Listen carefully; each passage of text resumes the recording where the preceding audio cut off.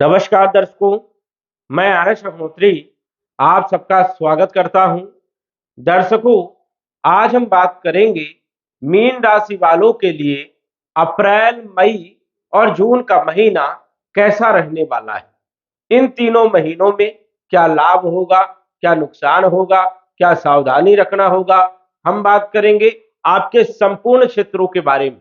जैसे इन तीनों महीनों में आपका स्वास्थ्य कैसा रहेगा, धन की स्थिति कैसी रहेगी, नौकरी के लिए समय कैसा रहेगा, व्यापार के लिए समय कैसा रहेगा, शिक्षा के लिए, संतान के लिए, प्रेम विवाह के लिए, विवाह के लिए, वैवाहिक जीवन के लिए, कंपटीशन के लिए, भाग्य के लिए, लाभ के लिए, हानि के लिए, विदेश यात्राओं के लिए, सभी क्षेत्रों के बारे में हम विस्तार से जानने का प्रयास करेंगे। तो आइए जानते हैं। सबसे पहले यह समझिए कि यह फलादेश चंद्र राशि पर आधारित है। नाम राशि के आधार पर भी आप जान सकते हैं। तो सबसे पहले हम बात करेंगे ग्रहों के राशि परिवर्तन के बारे में, अप्रैल के महीने के बारे में। अप्रैल के महीने में ग्रहों की स्थिति इस प्रकार से है। 3 ग्रहों का राशि परिवर्तन अप्रैल में होगा, 3 ग्रहों का राशि परिवर्तन मई में और 2 ग्रहों का राशि परिवर्तन जून के महीने में होगा। अप्रैल के महीने में ग्रहों की स्थिति के बारे में बात करें तो गुरु और सूर्य ये यहाँ पर आपकी राशि पर गोचर करेंगे। गुरु 22 तारीख तक आपकी राशि में गोचर करेंगे और सूर्य 14 तारीख तक आपकी राशि में गोचर करेंगे। उसके बाद ये दोनों ही ग्रह राशि परिवर्तन करेंगे और धन भाव में आ जाएंगे। तो धन भाव में सूर्य 14 तारीख को आएंगे और गुरु 22 अप्रैल को आ जाएंगे। तो यहाँ पर दोनों ही ग्रह अच्छे परिणाम देने का काम करेंगे। राहु तीनों महीने अप्रैल, मई और जून के यहाँ पर धन भाव में मेष राशि में गोचर करने वाले हैं। बुध 2 महीने तक मेष राशि में धन भाव में गोचर करेंगे अप्रैल और मई के महीने में। शुक्र जो है 6 तारीख तक, 6 अप्रैल तक धन भाव में मेष राशि में गोचर करेंगे। उसके बाद जो है अपनी स्वयं की राशि वृषभ राशि में तीसरे भाव में गोचर करेंगे। इसके बाद मंगल की बात करें तो मंगल पूरे महीने अप्रैल के आपके चौथे भाव में गोचर करेंगे। मई के महीने में इनका राशि परिवर्तन होगा। अप्रैल के महीने में 5वां भाव खाली रहेगा, 6ठा भाव खाली रहेगा, 7वां भाव खाली रहेगा। 8वें भाव में केतु गोचर करेंगे तीनों महीने। नवम भाव खाली, 10म भाव खाली, एकादश भाव खाली और द्वादश भाव में शनि का गोचर होगा। द्वादश भाव में शनि जब भी गोचर करते हैं तो शनि की साढ़े साती प्रारंभ होती है। तो मीन राशि वालों की शनि की साढ़े साती का पहला चरण प्रारंभ हो चुका है। तो शनि आपको किस प्रकार के परिणाम देंगे यह भी हम बात करेंगे। अब हम जान लेते हैं कि इन ग्रहों का प्रभाव आपके ऊपर तीनों महीनों में कैसा होगा। सबसे पहले बात करेंगे राशि के स्वामी के बारे में। हम बात कर रहे हैं मीन राशि वालों के बारे में और मीन राशि के स्वामी होते हैं गुरु। गुरु धनु राशि के भी स्वामी होते हैं। गुरु के पास 2 राशियां होती हैं। तो आपकी कुंडली में गुरु जो है लगन भाव के मालिक है और कार्य क्षेत्र 10म भाव के मालिक है। लगन भाव में विराजमान है हंस नामक राजयोग बना करके। यह राजयोग लगभग 1 वर्ष से बनते हुए आ रहा है। गुरु यहाँ पर बहुत सारे लोगों को जबरदस्त लाभ देने का काम किया है। स्वास्थ्य आपका बहुत अच्छा रहा, कॉन्फिडेंस भी यहाँ पर देने का काम कर रहे थे, धन देने का काम कर रहे थे, यश मान सम्मान भी देने का काम कर रहे थे, भौतिक सुख प्रदान करने का काम कर रहे थे। क्योंकि हंस नामक राजयोग पंच महापुरुष में से एक राजयोग होता है। तो 1 वर्ष से गुरु आपको जबरदस्त लाभ देते आ रहे थे। लेकिन अप्रैल के महीने में गुरु जो है 22 तारीख को, 22 अप्रैल को राशि परिवर्तन करेंगे और ये धन भाव में आ जाएंगे। तो धन भाव में और अच्छे परिणाम देने का काम करते हैं क्योंकि धन भाव में गुरु धन कारक होते हैं। इसलिए धन में वृद्धि करने का काम करेंगे। तो ये आपके लिए और अच्छा रहेगा 22 अप्रैल से। लेकिन एक चीज ये ध्यान रखना है कि 1 अप्रैल से लेकर के 3 मई तक गुरु सूर्य से अस्त भी रहेंगे। इस कारण से 3 मई तक कोई विशेष फल देखने को नहीं मिलेंगे। इसलिए यहाँ पर थोड़ा सा आपको ध्यान भी देना होगा। लेकिन 3 मई के बाद जबरदस्त लाभ देखने को यहाँ पर मिल सकते हैं। तो गुरु स्वराशि में इस कारण से ज्यादा बुरे परिणाम भी देने का काम नहीं करेंगे। जब भी कोई ग्रह सूर्य के समीप आता है तो अस्त हो जाता है राहु केतु को छोड़ करके। तो गुरु भी सूर्य के समीप है, इस कारण से ये अस्त हो जाएंगे। तो अपने शक्ति का प्रदर्शन नहीं कर पाएंगे। इसलिए स्वास्थ्य का आपको ध्यान रखना होगा। अप्रैल के महीने में कॉन्फिडेंस भी आपका थोड़ा कम ज्यादा होगा। लेकिन धन की स्थिति आपकी बनी रहेगी, धन में कोई टेंशन नहीं रहेगी। नौकरी के मालिक है, व्यापार के मालिक है, तो व्यापार में उतार चढ़ाव बना रहेगा और नौकरी में भी आपको विशेष रूप से ध्यान देना चाहिए। ऐसे लोगों को पुखराज रत्न धारण करना सबसे श्रेष्ठकर होता है। तो मीन राशि वालों को पुखराज धारण करना चाहिए, जिससे जबरदस्त लाभ देखने को मिल सकते हैं। गुरु जो है 3 मई तक अस्त रहेंगे, जिससे थोड़ा सा कम प्रभाव आपके ऊपर बना रहेगा। 22 तारीख को गुरु का राशि परिवर्तन होगा और ये धन भाव में आ जाएंगे, तो धन भाव में धन देने का काम करते हैं, कुटुंब परिवार में लाभ पहुंचाने का काम करते हैं। लेकिन यहाँ पर राहु भी विराजमान रहेंगे। राहु क्या करेंगे? राहु कुटुंब परिवार की स्थिति को खराब करने का काम करेंगे, क्लेश पैदा करने का भी काम करेंगे। साथ ही साथ राहु जो है वाणी दोष भी बना देते हैं, कटु वाणी का प्रयोग आप कर सकते हो, जिससे शत्रु भी पैदा हो सकते हैं। साथ ही साथ राहु जो है धन खर्चे आपके ज्यादा करवाएंगे। गुरु धन देने का काम करेंगे और राहु जो है धन खर्चा करवाने का काम करेंगे। तो यहाँ पर खर्चे पर भी आपको विशेष रूप से ध्यान देना होगा, क्योंकि राहु पहले से ही लगभग 1 वर्ष से खर्चा खूब करवा रहा है, बचत नहीं हो पा रही थी। तो अब राहु यहाँ पर जो है थोड़ा सा प्रभाव जो है राहु का कम होगा, क्योंकि गुरु यहाँ पर आ जाएंगे और गुरु धन के कारक माने जाते हैं। अब गुरु धन भाव में गोचर करेंगे तो इनकी पांचवी दृष्टि गुरु की पड़ेगी छठे भाव। छठे भाव में पड़ेगी तो रोगों को दूर करेंगे, ऋणों को समाप्त करेंगे, कर्जे को समाप्त करेंगे और कंपटीशन में भी सफलता दिलाने का काम करेंगे। लेकिन ये अच्छे परिणाम आपको 3 मई के बाद मिलेंगे। तो 3 मई के बाद जो है पूरा मई आपका बढ़िया जाएगा, गुरु पूरा मई अच्छा परिणाम देगा और जून के महीने में भी गुरु आपको बहुत अच्छे परिणाम देंगे। इसके बाद गुरु की 7वीं दृष्टि आपके अष्टम भाव में पड़ेगी, तो ससुराल पक्ष के संबंध भी मधुर बनेंगे, ससुराल पक्ष से लाभ भी हो सकता है, आध्यात्म में आपका मन भी लग सकता है, धर्म कर्म में आपकी रुचि भी बढ़ सकती है। इसके बाद 9वीं दृष्टि गुरु अपनी ही राशि पर 10म भाव में देखेंगे, तो यहाँ पर नौकरी के अच्छे योग बनेंगे। जो लोग नौकरी कर रहे हैं उनको प्रमोशन भी मिल सकता है, सैलरी में वृद्धि भी मिल सकती है। साथ ही साथ व्यापार की स्थिति में भी इजाफा देखने को मिलेगा, व्यापार में वृद्धि करने का काम करेंगे, छोटे मोटे व्यवसायों को भी लाभ मिलेगा। तो यहाँ पर गुरु की स्थिति 9वीं दृष्टि शुभ मानी जाएगी और अच्छे परिणाम देखने को यहाँ पर मिलेंगे, क्योंकि गुरु आपके कार्य क्षेत्र के मालिक भी हैं। तो मई और जून के महीने में जबरदस्त लाभ देखने को आपको मिलेगा। अप्रैल के महीने में आपको गुरु का उपाय करना है, पुखराज भी आप पहन सकते हो। तो ये स्थितियां यहाँ पर बनेगी। इसके बाद यदि हम बात करें आपके धन के मालिक के बारे में, धन भाव में अभी तो गुरु आ रहे थे, लेकिन धन के मालिक मंगल है और मंगल धन के भी मालिक है और भाग्य के भी मालिक है, अच्छे भाव के मालिक है। और गोचर कहाँ कर रहे हैं? चौथे भाव में गोचर कर रहे हैं, तो धन में वृद्धि करने का काम करेंगे। आप प्रॉपर्टी खरीद सकते हैं, प्रॉपर्टी बेच सकते हैं, वाहन खरीद सकते हैं, ये योग बनाने का काम करेंगे। आर्थिक स्थिति को मजबूत करने का काम करेंगे। कमीशन वाले काम कर सकते हो, एजेंट का काम कर सकते हो, या फिर जो है कोई भी ऐसा कार्य हो जहां पर आपको कमीशन प्राप्त हो, वैसे कार्य आप कर सकते हो, उसमें भी लाभ देने का काम करेंगे। भाग्य के मालिक है मंगल, तो भाग्य में वृद्धि भी करेंगे, क्योंकि मंगल यहाँ पर कारक माने जाते हैं चौथे भाव में। इसलिए जो है भूमि के कारक है मंगल, तो भूमि के योग बनाएंगे, मकान का योग बनाएंगे, मकान बना सकते हो आप, खरीद सकते हो आप, ऐसे योग बनने वाले हैं अप्रैल के महीने में।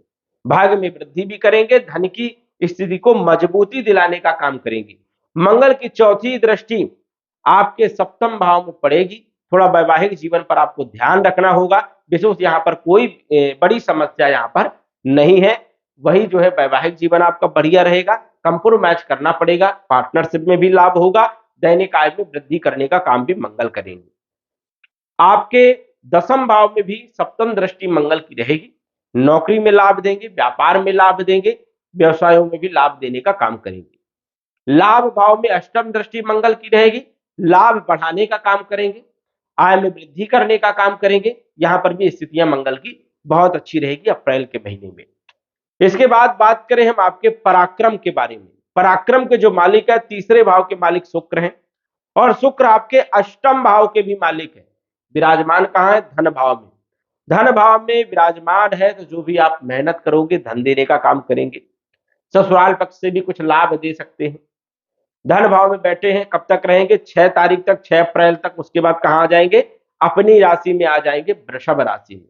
तो बल पराक्रम में वृद्धि करेंगे। यदि आप संगीत में हैं, कला के क्षेत्र में काम कर रहे हैं, फैशन, डिजाइनर, इन सभी क्षेत्रों में, लेखक, कवि, पत्रकारिता, इन सब क्षेत्रों से जुड़े हुए हैं, तो जबरदस्त लाभ देने का काम करेंगे। छोटी मोटी यात्राओं का योग बनाएंगे, धार्मिक यात्राएं कर सकते हैं, अच्छी जगह घूमने जा सकते हैं, मित्रों का सहयोग आपको मिलेगा, कम्युनिकेशन के क्षेत्रों में लाभ मिलेगा। तो शुक्र यहाँ पर बहुत अच्छे परिणाम देते हैं। ससुराल पक्ष से भी लाभ होगा और गुप्त धन भी दे सकते हैं। भाग्य भाव को देखेंगे तो भाग्य में वृद्धि करने का भी काम करेंगे, तो शुक्र लाभ देने का काम करेंगे। इसके बाद चौथे भाव के मालिक आपके बनते हैं बुध, और बुध आपके सप्तम भाव के भी मालिक है। विराजमान धन भाव में भूमि का योग बनाएंगे, प्रॉपर्टी का योग बनाएंगे, वाहन का योग बनाएंगे, धन की स्थिति को मजबूत बनाएंगे, वाणी पर भी कहीं ना कहीं सुधारने का प्रयास करेंगे, और अपनी बुद्धि से, विवेक से, ज्ञान से आप धन कमा सकते हैं, धन के स्रोत पैदा कर सकते हैं। बुध का गोचर जो है अप्रैल के महीने में और मई के महीने में धन भाव में धन कारक होता है। व्यापारिक दृष्टिकोण से भी देखा जाए तो व्यापार बहुत अच्छा रहेगा और बुध आपको लाभ देने का काम करेंगे। तो ये भी स्थिति यहाँ पर बहुत अच्छी बन रही है। विवाह के भी मालिक है, वैवाहिक जीवन भी बहुत अच्छा रहेगा, वैवाहिक जीवन भी कोई समस्या नहीं है। और बुध की सप्तम दृष्टि अष्टम भाव में पड़ रही है, तो कहीं ना कहीं धन के लिए स्रोत पैदा करेंगे। वही हम बात करें आपके पंचम भाव के मालिक के बारे में, पंचमेश चंद्रमा है, और चंद्रमा का फलादेश संभव नहीं होता है, क्योंकि 56 घंटे में चंद्रमा राशि परिवर्तन करते हैं। यहाँ पर जिन ग्रहों की दृष्टि होगी उसी के अनुकूल फल देखने को मिलते हैं। गुरु की दृष्टि 22 अप्रैल तक रहेगी। शिक्षा, संतान और प्रेम विवाह में सफलता दिलाने का काम करेंगे। यहाँ पर यदि देखा जाए तो अन्य किसी भी ग्रह की दृष्टि यहाँ पर नहीं पड़ रही। छठे भाव की यदि हम बात करें तो छठे भाव के मालिक सूर्य है, क्योंकि 5 नंबर सिंह राशि लगन भाव में विराजमान है, तो यहाँ पर शत्रु को परास्त करने का काम करते हैं लगन भाव में। वही जो है यदि कोर्ट केस चल रहा है तो उसमें आपको विजय मिल सकती है, फैसला आपके पक्ष में हो सकता है। रोगों को दूर करेंगे, कर्जे को समाप्त करेंगे, और यदि सरकारी नौकरी के लिए प्रयासरत है तो कहीं ना कहीं आपको लाभ मिलते हुए नजर आ रहा है 14 तारीख तक।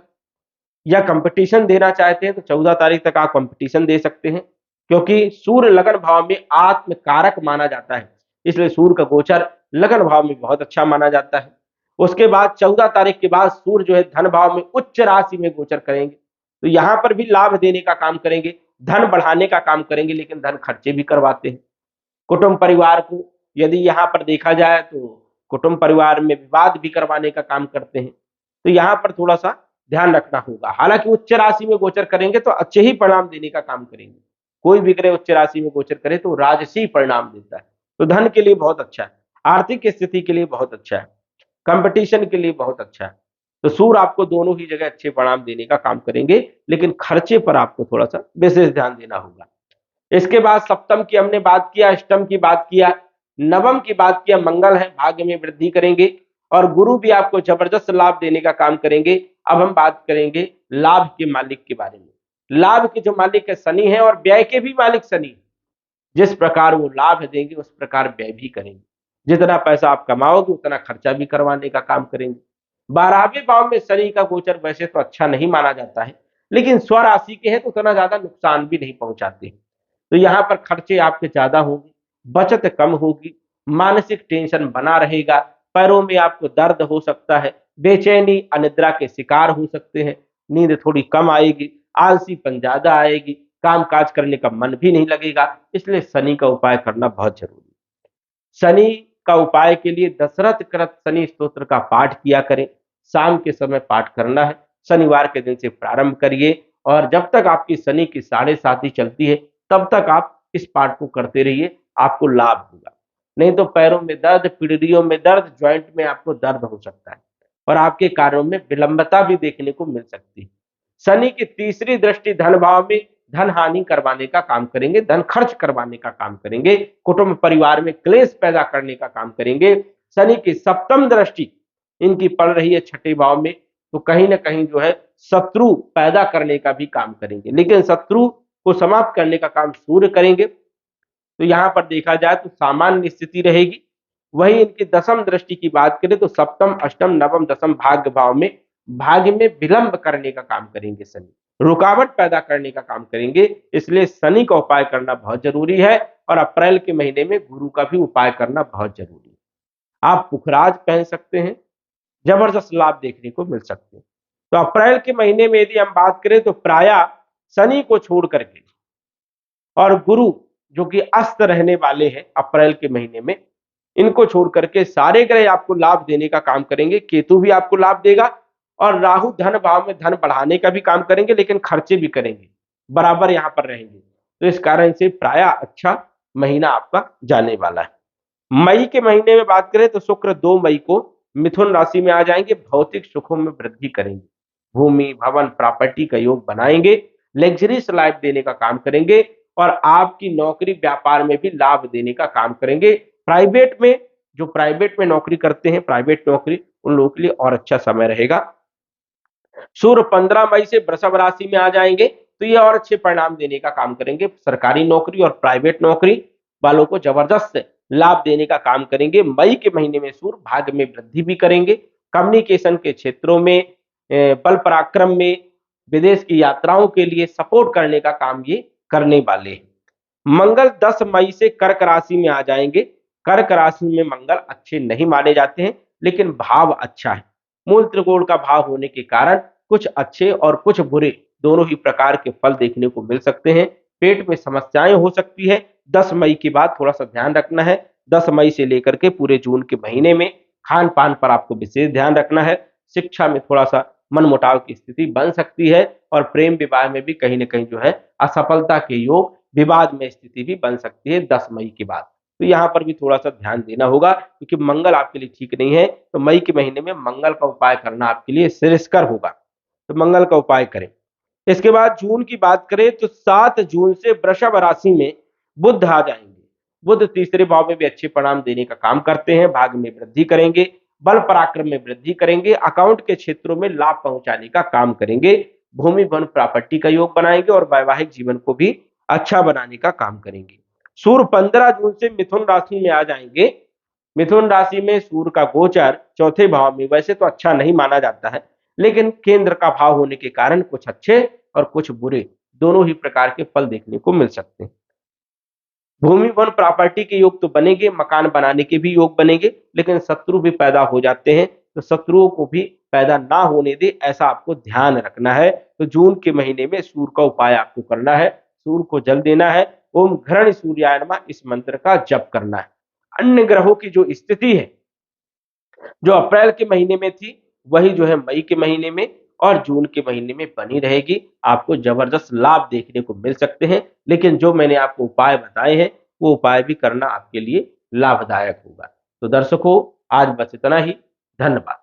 यदि आप अपनी कुंडली का विश्लेषण घर बैठे करवाना चाहते हैं तो दिए गए व्हाट्सएप नंबर से संपर्क करें। साधारण फीस जमा करके आप अपनी कुंडली का विश्लेषण फोन के माध्यम से घर बैठे ही करवा सकते हैं और जान सकते हैं अपने भूत, भविष्य और वर्तमान के बारे में। धन्यवाद। WhatsApp number 94798939